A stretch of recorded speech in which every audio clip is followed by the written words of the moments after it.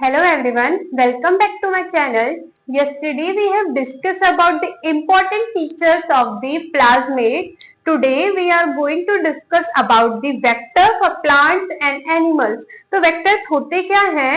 Vector जो होते हैं हमारे ट्रांसपोर्टिंग व्हीकल की तरह काम करते हैं, जो किसी भी particular foreign piece of DNA को एक प्लाज्मिड के अंदर क्या कर देते हैं, इंसर्ट कर देते हैं। तो हम क्या कह सकते हैं, एक एग्जांपल हम ले सकते हैं, जैसे हम कुछ भी फूड वगैरह ऑर्डर करते हैं तो जो हमारा जैसे हमने कुछ भी करा तो डिलीवरी जो होती है उस पर्टिकुलर, जैसे हमने बर्गर को ऑर्डर करा तो मैकडॉनल्ड से लेके हमने वहां से ऑर्डर करा, तो वहां से जो यहाँ तक का जो उसको पहुंचाने का काम कर रही है, जो डिलीवरी बाइक है कुछ भी है, तो वो जो पूरा प्रोसेस है वो क्या किसकी तरह काम कर रहा है, एक वेक्टर की तरह काम कर रहा है। या हम कह सकते हैं हमने कुछ शॉपिंग वगैरह पे कुछ भी चीज ऑर्डर करी है और डिलीवरी तक उसको पार्सल की तरह पूरा हमारे तक पहुंचा रहा है, यानी उस चीज को एक पर्टिकुलर पर्सन तक पहुंचाना जहाँ पे वो क्या यूजफुल है, बहुत ज्यादा उसकी नीड है, उस पूरे प्रोसेस का काम एक वेक्टर की तरह होता है। ठीक है, तो मैं वेक्टर को क्या कह सकती हूँ, vector act as a transporting vehicle. ये कैसे काम करता है, ट्रांसपोर्टिंग व्हीकल टू ट्रांसपोर्ट, ताकि क्या ट्रांसपोर्ट कर सके, a foreign piece of DNA into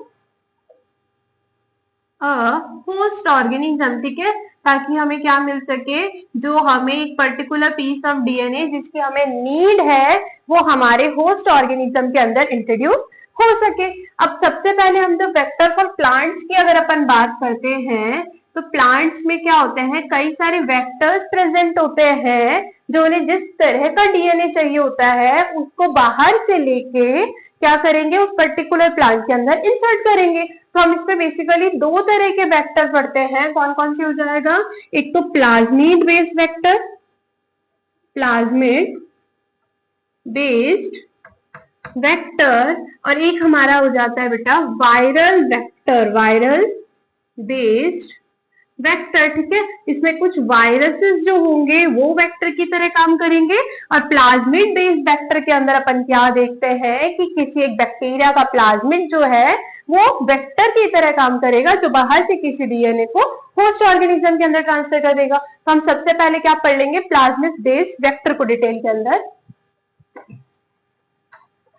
plasmid based में अपन देखते हैं बेटा, हमारे पास एक स्पीशीज होती है एग्रोबैक्टीरियम, बैक्टीरिया की। ठीक है, तो हम क्या कह सकते हैं, सबसे पहले अपन कौन सा पढ़ रहे हैं, plasmid based, plasmid based vector. ठीक है, तो हमने क्या बोला, हमारे पास एक स्पीशीज होती है एग्रोबैक्टीरियम स्पीशीज, क्या होगी, एग्रोबैक्टीरियम स्पीशीज। ये जो स्पीशीज होती है कैसी होती है, ग्राम नेगेटिव स्पीशीज होती है, कैसी होती है, ग्राम नेगेटिव स्पीशीज होती है। इसके पास दो तरह के प्लाज्मिड हमें देखने को मिलते हैं, एक होता है टीआई प्लाज्मिड, एक होता है आरआई प्लाज्मिड। टीआई प्लाज्मिड जो होता है वो ट्यूमर कॉज करता है, और आरआई प्लाज्मिड जो है वो रूट इंड्यूसिंग होता है। ठीक है, तो हम क्या कह सकते हैं कि इसमें कितने प्लाज्मिड थे, टीआई प्लाज्मिड था एक, और एक आरआई प्लाज्मिड था। टीआई क्या करेगा, ये ट्यूमर इंड्यूसिंग होता है प्लाज्मिड, और ये क्या होता है हमारा रूट इंड्यूसिंग प्लाज्मिड होता है। तो हमने क्या देखा, हमारे एग्रोबैक्टीरियम स्पीशीज की दो स्पीशीज मेनली होती है, एग्रोबैक्टीरियम ट्यूमिफेसिस और एक होती है एग्रोबैक्टीरियम राइजोजेनेसिस। तो एक ट्यूमिफेसिस जो है वो तो क्राउन गॉल डिजीज करती है प्लांट के अंदर, और वहीं पे अगर अपन ए राइजोजेनेसिस की बात करेंगे तो वो हेयरी रूट डिजीज कॉज करती है। तो हम क्या कह सकते हैं, इट है टू स्पीशीज, इसके पास मेनली कितनी स्पीशीज होती है, दो होती है, एक हो जाएगी एग्रोबैक्टीरियम ट्यूमिफेसिस, ठीक है, एक ये हो जाएगी, और एक हो जाएगा एग्रोबैक्टीरियम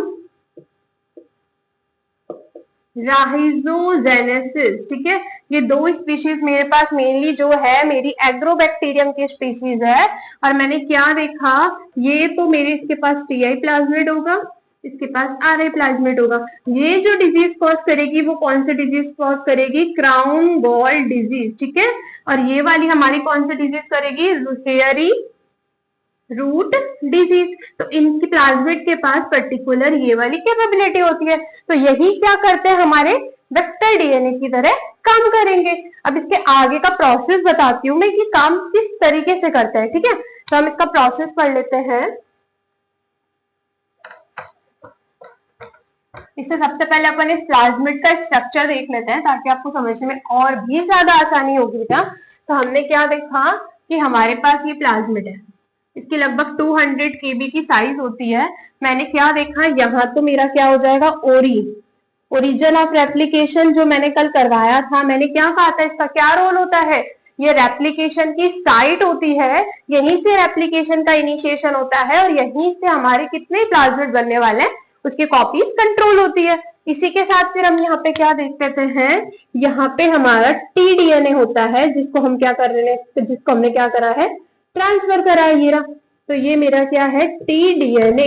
इसी के साथ में क्या देखती हूँ, यहाँ पे मेरा होता है left border sequence, left border sequence, और ये मेरा होता है राइट बॉर्डर सीक्वेंस, ठीक है। अब मैंने क्या देखा, यहाँ पे मेरे कुछ विर जीन्स होते हैं। कौन से जीन होंगे, विर जीन्स होंगे, जो क्या करेंगे, जो हमने बाहर से टी डीएनए लेंगे, जो हम जो डीएनए ट्रांसफर करेंगे ना, उसकी प्रोसेसिंग में मदद कराते हैं हमारे ये विर जीन्स। और इसी के साथ में ये राइट बॉर्डर सीक्वेंस का भी काफी ज्यादा रोल है टी डीएनए की प्रोसेसिंग के अंदर। अगर मैंने राइट बॉर्डर सीक्वेंस को मैं हटा देती हूँ तो ये क्या कर देगा, it inhibit T DNA processing into host organism, ठीक है। ये क्या कर देगा, वहीं के वहीं उसकी प्रोसेसिंग को रोक देगा और वो होस्ट ऑर्गेनिज्म के अंदर नहीं जाएगा, ठीक है। ये मेरा कौन सा था, प्लाज्मिड वेक्टर था। ये हमारे एग्रोबैक्टीरियम का अगर अपन देखते हैं। इसी के साथ यहाँ पे कुछ सीन होते हैं, ओपाइन कैटाबोलिज्म रीजन, यहाँ पे कुछ जीन की सिंथेसिस होती है, ओपाइन जीन वगैरह की, जो कार्बन एंड नाइट्रोजन सोर्स की तरह काम करते हैं। तो हम क्या कह सकते हैं, ये कुछ जीन बनाता है, इट एक्ट एज अ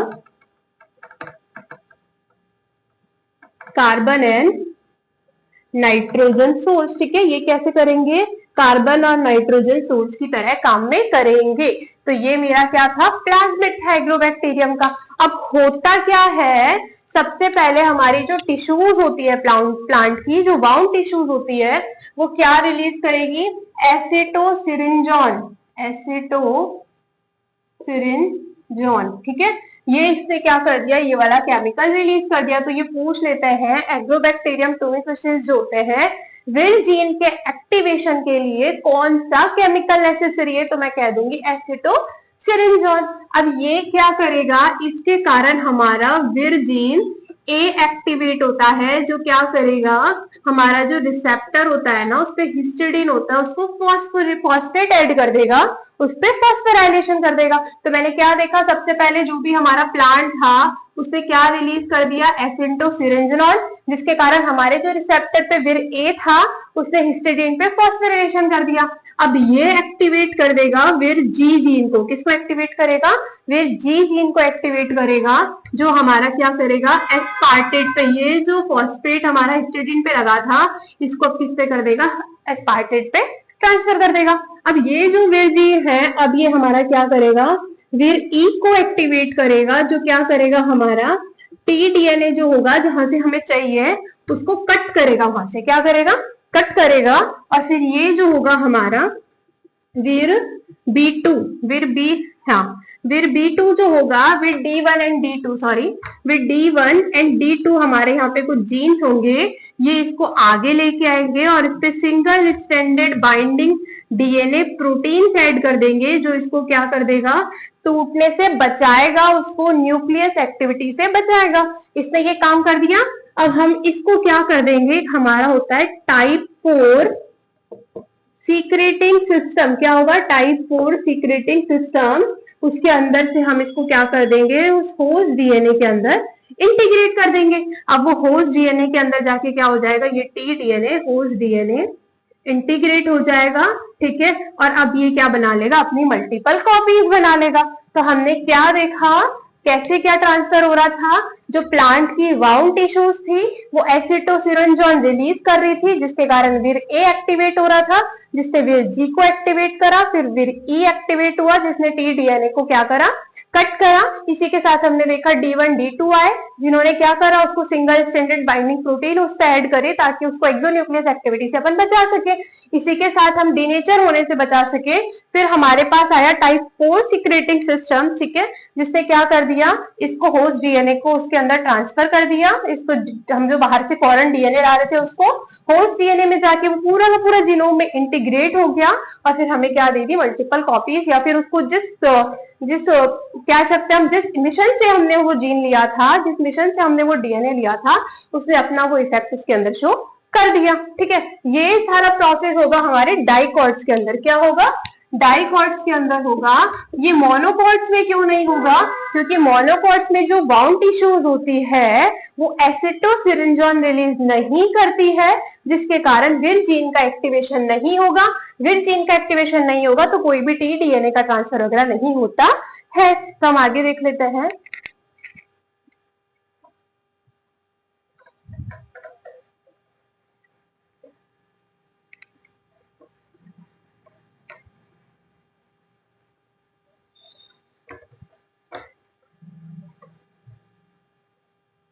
चलो, अब हमने आगे क्या देखा, हम क्या बता सकते हैं, इन मोनोकॉट्स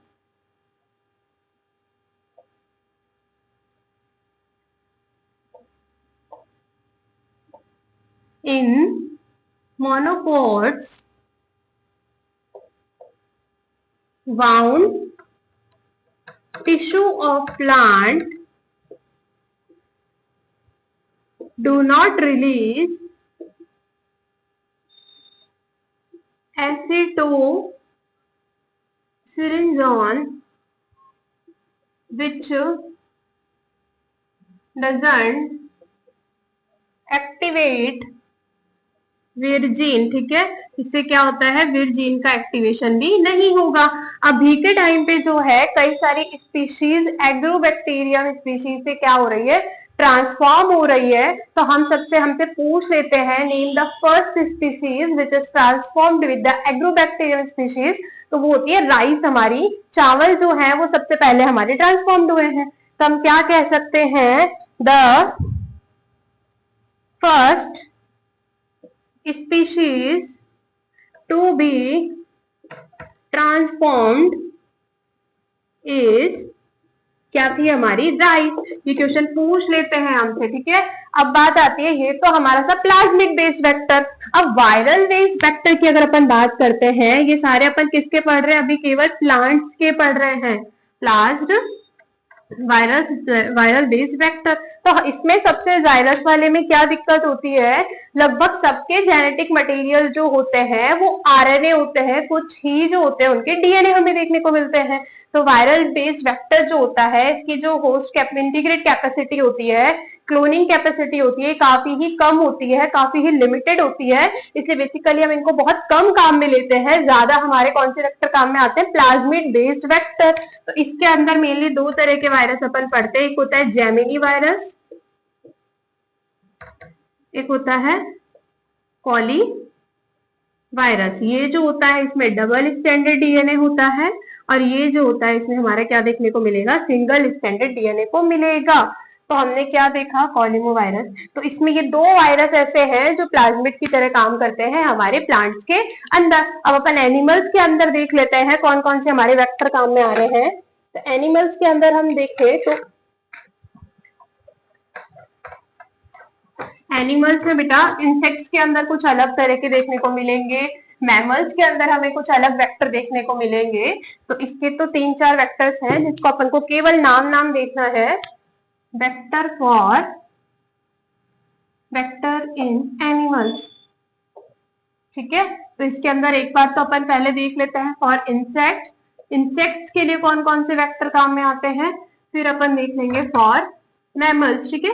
मैमल्स के लिए कौन कौन से वेक्टर काम में आ रहे हैं। तो इंसेक्ट्स की अगर मैं बात करूंगी तो इंसेक्ट्स में जो होगा मेरा सबसे पहले एक वेक्टर जो काम में आया, सबसे फर्स्ट वेक्टर जो काम में आया था वो था पी एलिमेंट। क्या था? P element. ये 2.9 kb इन लेंथ होता है। इसी के साथ ही किसके अंदर काम करता है? ड्रोसोफिला के अंदर। किसके अंदर काम करेगा? ड्रोसोफिला के अंदर ये वेक्टर की तरह काम करता है। इसकी जो क्लोनिंग कैपेसिटी है, ये जो होस्ट को लेजर डी डीएनए के ट्रांसफर करने की कैपेसिटी है, वो थोड़ी कम देखने को मिलती है। इसी के साथ मैं देखती हूँ double standard DNA of baculovirus is used as a vector. ठीक है, बैक्यूलोवायरस का जो होता है वो भी हमारे किस में काम आता है? इंसेक्ट्स में काम आता है। अगर मैमल्स की मैं बात करूंगी तो मैमल्स में सबसे पहले जो वेक्टर काम में आया था वो था SV50 viral genome. SV40 viral genome. SV40 की अगर अपन बात करेंगे तो ये हमें किससे मिला था? ये हमें सीमियन मंकी, हम देखते हैं ये जो वायरस है सीमियन मंकी को काफी ज्यादा इन्फेक्ट करता है और ये मैमल्स में वेक्टर की तरह काम में आता है। इसी की तरफ मैं देखती हूँ, एक होता है मेरा एडेनो वायरस, एक होता है मेरा पेपिलिमो वायरस। ठीक है, ये दोनों वायरस भी मैमल्स में हमारे कैसे काम आते हैं? वेक्टर की तरह काम में आते हैं। और एक लास्ट जो अभी रिसेंट में काफी ज्यादा काम में आ रहा है, in recent retrovirus is used as a vector in mammals. जो रेट्रोवायरस है ये अभी सबसे ज्यादा हमारे मैमल्स के अंदर काम में आ रहा है। तो ये पूछ लेंगे अभी कौन सा वेक्टर सबसे ज्यादा काम में आ रहा है, तो रेट्रोवायरस। ठीक है, तो इंसेक्ट्स में कौन सा था? P elements in baculovirus and for mammals SV40 is firstly used as a viral vector। ठीक है, ये फर्स्ट, ठीक है, फर्स्ट डिस्कवर्ड था ये हमारा। जो कौन सी मंकी को इन्फेक्ट करता है? सीमियन मंकी को हमारे ये वायरस जो होता है इन्फेक्ट करता है। इसी के साथ adeno virus and papilloma virus अपन वेक्टर की तरह काम में लेंगे और एक हम लेंगे रेट्रोवायरस। तो ये कुछ डिफरेंट डिफरेंट वेक्टर्स थे जो हम क्या कर रहे थे? टी डीएनए की ट्रांसफर के लिए काम में ले रहे थे। किसके अंदर? होस्ट ऑर्गेनिज्म के अंदर। तो ये सब का ये वेक्टर वाला जो टॉपिक था हमारा यही कंप्लीट होता है। कल हम पढ़ेंगे कि क्या क्या मैकेनिज्म होते हैं, किस किस तरीके से टीडीएनए का ट्रांसफर होता है, कैसे कैसे मेथड्स होते हैं। Today if you like this video, like share comment and subscribe it. Thank you.